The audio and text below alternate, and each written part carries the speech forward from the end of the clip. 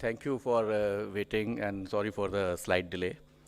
Welcome to the press conference of 8th Governing Council meeting of Niti Aayog. We welcome at PIB the entire Aayog here. Shri Suman Beri, Vice Chair of Niti, members Dr. V.K. Saraswat, Professor Rameshan, Dr. V.K. Paul, Dr. Arvind Virmani, and CEO Mr. B.V.R. Subramaniam. That's how we will proceed. First, I'll invite Vice Chair to give you opening remarks, and Shri Suman Beri, Vice Chair. I will just make a few opening remarks. We are here because today at Pragati Maidan, we had the 8th meeting of Niti Aayog's Governing Council. Represented on the Governing Council are all states, members of the Union Government and certain special invitees of the Union Government, depending on the themes being discussed, and of course my respected colleagues, members and CEO. This meeting was unusual in three respects, I would say. First, that it was held at Pragati Maidan. To my knowledge, it's the first formal event that the G20 summit in September. Second is that this meeting was taking place in the year of India's G20 presidency, and that had an impact on the discussions. 7. Those of you who were here last year would recall that that meeting took place on August. The great national debate on Vikasit Bharat and the Amrit Kal really got going on August 15th when Honorable Prime Minister spoke from the ramparts of the Red Fort. I request CEO on the themes that were discussed and some of the guidance we got from Honorable PM. Thank you, Dr. Beri. As every year, I think it skipped one particular year because there were COVID and other issues, but we held that on VC. This was held in Pragati Maidan for the first time. So the first time that the convention pictures of the meeting are released, you will see it's a very grand structure. And why was the theme chosen? That India should be prepared for the next 25 years. This is the Nega. We will be a developed nation in the next 25 years. And why is Vikasit Bharat so important at this point? It is important because India is at a takeoff moment. And what is the takeoff moment? We are not only the largest, we crossed in the month of April by some estimates, we are also the world's 5th largest economy. But if you look at it, the 5th is going to become 3rd in a couple of years. 2, demography is in our favor, not just in terms of total numbers of people. Has about the largest provider of working age, the median age of our population is between 28 and 29. Just for comparison, in our neighborhood, the average age is about 39. So that shows the time has come for India to utilize this opportunity. Countries which have crossed this particular level of development actually then go through a rapid period of sustained high-speed growth if the correct things are done. So we actually have a 20-25 year period where if we do the right things and do things the right way, then the country can actually meet its aspirational goals. There are other things which are going for India. Digitization is very high in the country. The world actually looks towards digital India, as the Prime Minister said in the meeting. He said of just kind of activity that is happening in India on the digital front is something which is actually stunning the rest of the world, and they're looking at us with amaze. 3rd largest startup ecosystem. There are almost over 90,000 startups which DPIT has got on their records, and we have over 100 unicorns. So given our aspirational population, given the demographics, given GDP which is there at this point, given that we are on the last mile in terms of resolving a lot of basic access issues like Sadak, Bijli, Pani, we are at a point where we actually now move from basics to actually going towards development. So I think that was the theme. The second is the whole world is looking at India, and that's what the opportunity for us to grab. And he mentioned that to all the chief ministers, saying that go and grab the opportunity that is there. And he has emphasized why Vikasit Bharat becomes relevant to states. Because bulk of the action to become Vikasit Bharat is at the state level, be it industries, be it electricity, be it water supply, be it skill development, be it education, be it health, everything is in the states. So I think that's where an organization like Niti Aayog plays a very good role, and that's what the Governing Council is all about. It is a platform where the center, states, union territories sit together, discuss their developmental experiences, look at the long term, exchange notes, and try to align their goals and their plans and strategies so that we all achieve collective goals. In his opening remarks, the Prime Minister did talk about a large number of things. He said that all the people in the room have a collective responsibility to fulfill the aspirations of 140 crore people. We need to have a common vision and we need to have a strategy. The aspiration of Vikasit Bharat is not an individual's, nor a small group's vision. It is a vision of the people of India, which we all will have to conceive and fulfill. He also mentioned about the successful manner in which the center and states have cooperated in a couple of programs. He mentioned the aspirational district program, which is actually run at Niti Aayog, where about 112 districts, which otherwise are backward in indicators, have been identified, and states have worked to actually pull up those districts on indicators. And he also referred to a program which we are about to launch, launched by the Prime Minister formally, which is aspirational block program, taking development down further. 500 blocks in the country have been picked up because of poor socio-economic indicators, and to again give the same kind of focused attention. And again, beautiful words from the Prime Minister that also rise. And then the national meeting itself had 8 themes. Vikasit Bharat was one, which is the overarching theme. There were 6 sub-themes which were there, which were identified. We had themes like ease of doing business and reducing the burden of compliances. Health was there, skills was discussed, and application of PM Gati Shakti. PM Gati Shakti actually is quite familiar. It's been in the news for a while, but this is PM Gati Shakti with a slightly different tilt. It is being expanded further. It already has got about 1,600 layers which are already there. This is using PM Gati Shakti for social infrastructure and area development.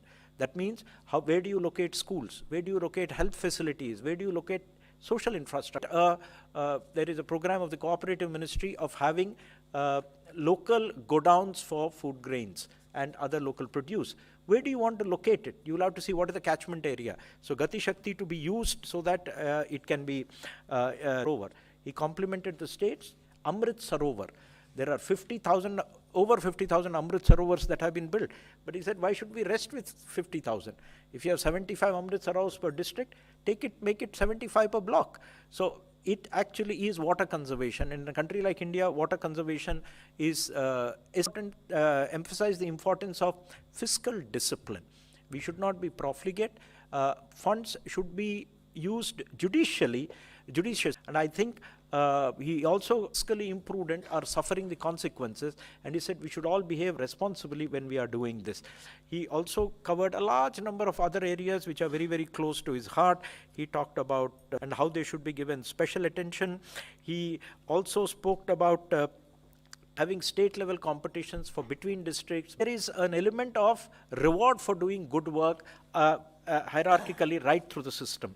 And after the Prime Minister's opening remarks, I think there was a broad-based discussion on the agenda items. All the chief ministers, the agenda items, a large number of topics were touched. I do not want to go into the detail because it's a very long list. Chief ministers talked about their visions of Amrit Kal, what India should do to achieve 2047. They also talked about the core 6 items and some themes, and some chief ministers talked about how they were using PM Gati Shakti in their own states or union territories. Some of them have gone quite far ahead in using them. In addition to these, there is some other issues. Some states spoke about their development models. There were a discussion on green strategies. Some states are actually trying to become models in terms of green development. They also were talking about zone-wise planning, improving tourism, improving employment through tourism. Skill development was something which was very close because needs to be known to be a quality nation and how it helps.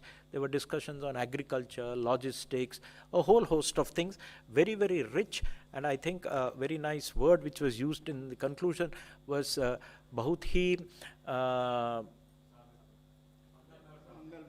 mangalmay वातावरण में बातचीत हुई, which was very nice because it was so harmonious and there was a lot of discussion going on in the room on how things have to be done. So I think it was that the PM was quite eloquent, and he also referred to some of the things they could do more and do better. He talked about everything that the chief ministers have said or given in their speeches would be followed up. He was also very emphatic that the G20 is not a one-off. He said most states have now been exposed internationally, and they have also learned action plans, was his request to states, to you either become major exporting areas, exporting products, or promoting tourism. So there is a give and take in G20, so he was asking them to follow up on that. He also emphasized one thing, because the theme is Vikasit Bharat. He said, I think it is essential that you can't have a vision only at the national level. You need to have visions at the state and district level. I think that's, he said very, very clearly that her state में एक team को गठित करिए, ये team बहुत ही सक्षम team होना चाहिए, and they can work with Niti. They should focus long term. Every state and local area should have a vision for the next 25 years, and they can work closely with the center. He said, let us share the burden so that we work collectively toward this vision of 2047. We should go for the big jump. We are not looking at incremental improvements, and I think that's the thing. We talked about takeoff moment. I think in the concluding, PM again said, go for the big jump. He also said, it's not going to be easy. There will be a large number of challenges, and these challenges are outlined somewhere early on in the meeting itself. It's disruptive both for businesses as well as for jobs. The world economy is unpredictable. Geopolitics is changing. Within the country, you have regional imbalances, you have income disparities, give you the benefit it can give. So he actually said all of that is there. We need to address it with a Team India spirit. I think everybody is aligned in terms of meeting these challenges. And the other is on two things. There is a global opportunity, you need to catch that, grab it. Second, are you able to raise yourself to global standards? I think that was his plea to what developed nations do and the way they work. I think that's a very, very key message. If you don't think about it, you will not reach that level. And he said, the whole world is focused on India. And that is very, very important. Use the opportunity for the benefit of the nation and the people. He again re-emphasized the importance of an aspirational and youthful population. He also emphasized billing and marketing. Unity malls, incidentally, were there in the budget. They are coming up in many states. It was discussed, it was mentioned. And he also talked about our ITIs being reviewed, revamped, preparing for new, and train them only for IC engines. When EVs are coming, you need mechanics to repair your EVs also. Do you have courses? So I think that is an important message. Of labor. We need to respect labor, and that is what will give then quality work. And I think that's something which is very close. He talked about also having goals on health like eliminating TB, going to the grassroots, identifying and do that. And I'd say in his concluding remarks, I think his emphasis was, let us have good governance. And he says, good governance is the key to achieving, be it Vikasit Bharat, be it achieving any of the items which are there on the themes, be it achieving women's empowerment and development. I think this is very, very important. And I think that was it. And he expressed his gratitude and thanks to all the participants. And meeting finished around 4:30. Thank you.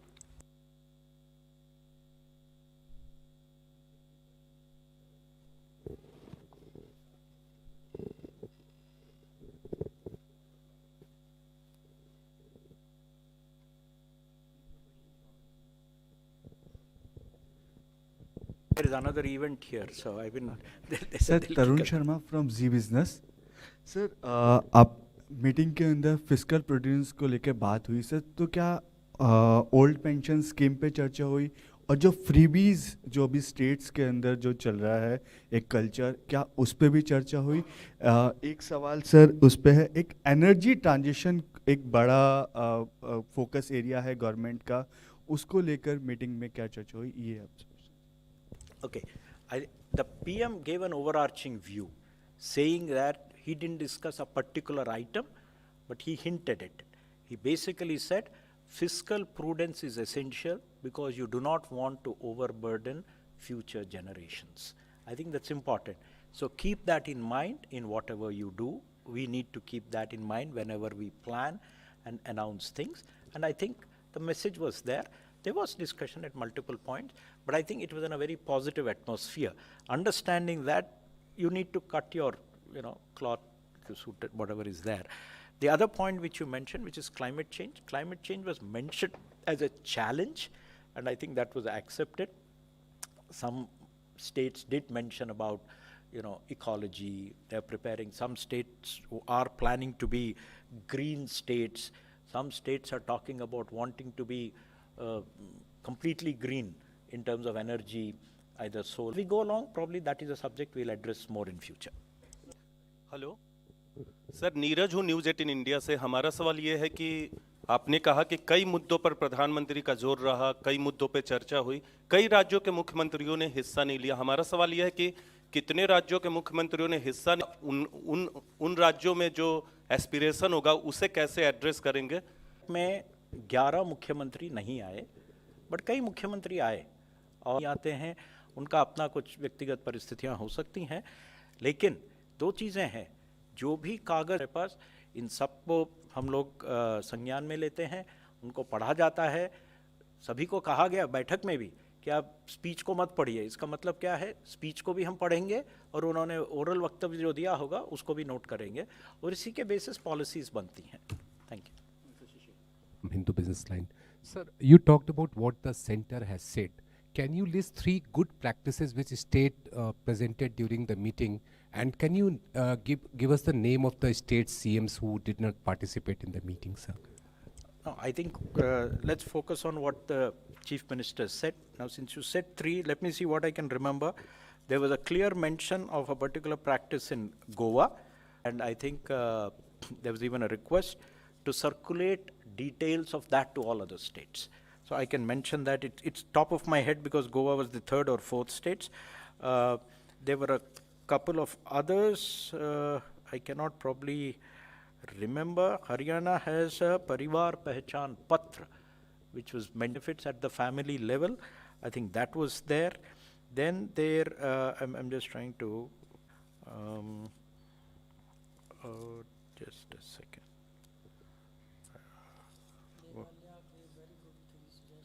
Yes, Meghalaya gave excellent. Thank you, Dr. Chand. Meghalaya gave excellent suggestions on regional zone-based planning, because he says don't treat Northeast as one entity. We have a border with Bangladesh. 2-3 states have a border with Bangladesh. Let's make a regional plan there so that we have a look east policy. But the look east to Bangladesh is different from look east to Burma, and have a joint strategy so that they can plan in that area. Rather, what applies to Arunachal Pradesh may not apply to Meghalaya. So you see, which were coming up. I don't need to list the 11 states which did not come. I can tell you we had Mr. Soren from Jharkhand, we had Mr. Bhupesh Baghel from a lot of, there's Mr. Jagan Reddy from Andhra Pradesh. So it was a mixed group there. So you've said that we are in that stage of growth. Now we are on a takeoff mode. So did you identify any specific challenge to sustain growth over the next 20 middle income trap and all those kind of things? Yeah. Thank you. So I guess we are at the point where we recognize that we are at the takeoff point. And as the Prime Minister said, we need to grab the opportunity. We are aware of the challenges. I think the job in front of us now is to crystallize a long-term vision and crystallize a set of activities which will take us down the path, a set of do's and don'ts, because there's nothing which you can prescribe today which is going to be applicable 20 years from now. So what you need is actually guide rails within which the country actually develops. I think you will hear more of that in the next, coming months or the next year or so. Sir, this is Girish from Mint. Sir, you have explained that the PM emphasized, the spirit of working as Team India in order to achieve this goal. But at the moment, central and state governments, will there be greater meeting of minds in budget making at central and state levels going forward? You've raised a very interesting question, because that's exactly what PM had said. I didn't refer to that. That's one of the points he said. He said, I have preponed my budget. By your budgets, you know what you're going to get from Delhi under various schemes or programs. So he said, please utilize that. This is actually a specific point he made. Please take advantage of the fact that I have preponed my budget so that you can prepare your budgets better. When the budgets used to be timed identically, states would actually, we all worked in states, we prepared blind, not knowing what's happening in the government budget. Halfway through the year, we will then modify it based on what's happening in Delhi. Today, and he mentioned it very clearly, please, and he mentioned a second thing. There's another advantage. Get cracking in the first 3 months of the year. April, May, June, you should start implementation of works in the first 3 months. He said you can sit back and wait for the next 9 months, seeing things actually happening on the ground. Three more questions, sir. Okay, fine. 22, then 47, then 91. Hello, Sir Prashant from Financial Express. My question is, since we are trying to be a developed economy by 2047, so what kind of economic growth, average economic growth that will require to reach that stage, and what kind of investment we are looking at, see our economy size by 2047? Okay, we're not going to put a number right now, but I think the process is on. Niti Aayog, Finance Ministry, all ministries, and from today, states, we will be working towards certain goals. You know the definition of a developed economy, and you can translate that. At 2047, India will be roughly 150 crore people. That hitting, and then I think then you work backward. Growth, we have recovered from COVID pretty well. This year we're going to touch anywhere, close to the RBI governor yesterday. So I think the prospects are good. There is a need to work harder, maintain the tempo, and probably accelerate a bit, right? Sir मैं शैलेश यादव हूँ ANI news agency से। Sir जैसा कि विकसित भारत 2047 का vision है, इस meeting का एक उद्देश्य भी था, तो जो स्टेट जो है जानबूझकर यहाँ पे नहीं आ रहे हैं इस मीटिंग में, तो इस विज़न पे किसी तरह का कोई फ़र्क पड़ेगा? और दूसरा, इस बैठक में नहीं आने का क्या नुकसान स्टेट्स को होगा जो जानबूझकर नहीं आ रहे हैं? ना किसी तरह मंच है जहाँ पर राज्य और केंद्र साथ मिलके बातचीत कर सकते हैं एक अच्छे माहौल में। नहीं आने से आप वहाँ का डिस्कशन मिस कर जाते हैं, वहाँ की जो रिच थिंकिंग है कमरे में वो मिस कर जाते हैं। ऐसा नहीं है कि किसी को बहिष्कार करेंगे हम लोग या व्हाटएवर, साथ तो काम करेंगे ही, क्योंकि लोग अंदर रखे रहो, जिन्होंने भाग लिया उनको नहीं देंगे, ऐसा तो होता नहीं है। Loss is those who away, we will move together and we are confident because Niti Aayog has a lot of plans for the future. One of the biggest things we are doing is we have now launched a state support mission. We will be creating Niti type institutions in all that. It's called state support mission, and our goal is all the 35 states and union territories in the country should have a Niti type institution to do long-term uniformly for everybody, no distinctions. Thank you. Last question. Earlier, Niti Aayog has made a 15 years roadmap, 7 years roadmap, so are you going to make a 15 years roadmap now, or is it going to be a state central level joint roadmap? It's a work in progress, but I think the Prime Minister has given the direction very, very clear. States and districts to have visions, and those visions to be aligned with the central vision, and we share the load in reaching that vision. So I think that makes it very, very clear. Thank you very much.